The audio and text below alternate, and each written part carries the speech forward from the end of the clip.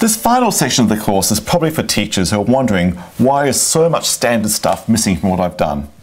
I'm missing 4 things: discussion of the discriminant, properties of the quadratic formula, using the calculators in this stuff, and factoring. I've not made one mention of factoring anywhere throughout this. So I'm going to go through all 4 properties in this course and explain why I don't have them there and why you don't need them. In fact, we've seen from this course every single standard algebra question, in fact even the non-standard ones, can be answered with great success using the techniques I've offered.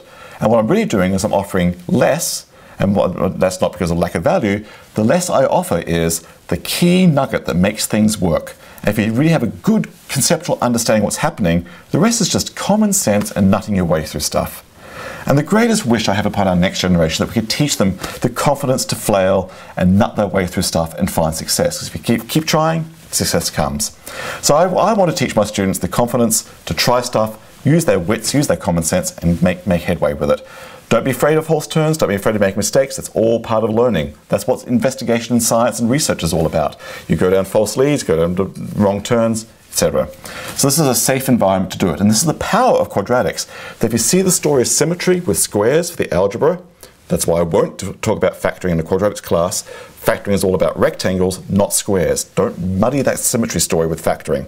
Leave factoring to later on. And what I mean by later on is when you study advanced polynomial theory and Galois theory and stuff like that. Maybe factoring is important way up there. Or in high school, if you want to do it in polynomial studies, do it if you want.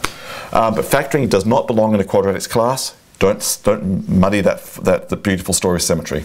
Symmetry for squares gets all the algebra. Symmetry of those U-shaped graphs gets all the graphing.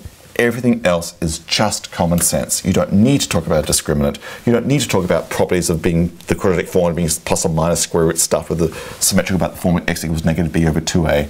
I've never mentioned the formula x equals negative b over 2a in this class for the x coordinate of the vertex. No need. Just use common sense. It's halfway between 2 symmetrical outputs. Done. Duh. All right. Obviously, I feel passionate about this. Oh, calculator use. Oh, don't get me on about calculators. If we're going to use calculators, let's just do the real deal. Let's just use computer algebra systems. Let's go to Mathematica and Wolfram Alpha. If you're going to do it properly. I've got no problem with that, actually. I like the thinking questions. So I think kids can handle stuff with the power of a great computer systems out there. I say go for it. That's just me. All right.